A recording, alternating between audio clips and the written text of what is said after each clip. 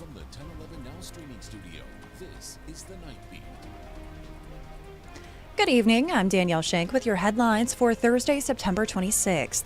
A plume of black smoke was seen rising into the Lincoln sky this afternoon after a John Henry's work truck caught fire at 28th and Randolph. A witness says the driver pulled over due to mechanical issues, and shortly after he got out of the vehicle, it burst into flames. The front end of the truck sustained significant damage from those flames. Fortunately, no one was injured. In Kearney, there were no serious injuries despite a pickup truck becoming fully engulfed in flames after crashing into a sedan on 2nd Avenue last night.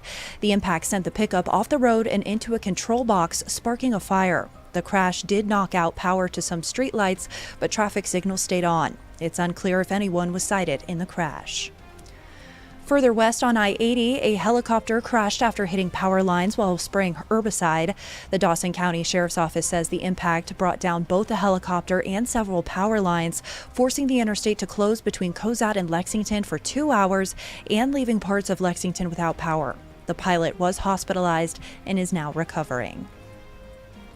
Guilty on all 10 counts. A Dakota County jury reaching that verdict this morning in the trial of Jason Jones, who killed 4 people in Laurel just over 2 years ago. 4 of those charges were for first-degree murder. After the conviction, the jury recommended the death penalty. A panel of 3 judges will now decide his final punishment. In other news, State Senator Michaela Cavanaugh is challenging the Nebraska Department of Health and Human Services rules regarding the Let Them Grow Act, which was signed into law last year. Cavanaugh argues that these changes infringe on Nebraskans' rights to access health care based on their gender identity, which goes against the Federal Civil Rights Act. Lastly, in much lighter news, Bob's at the Bob. In honor of Nebraska Volleyball head coach John Cook's 25th season, the Huskers are giving away 10,000 commemorative bobbleheads to every fan in attendance Friday. The Huskers will battle the Bruins from UCLA for the first Big Ten matchup of the season. First serve is set for 7 p.m. The game will be aired on the Big Ten Network and on the Huskers Radio Network. Rounding out your night beat is a check of the 7-day forecast.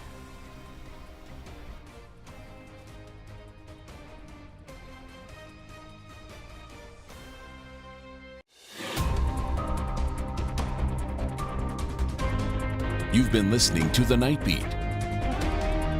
Watch, listen, and stream on the 1011 app on YouTube or wherever you get your podcasts.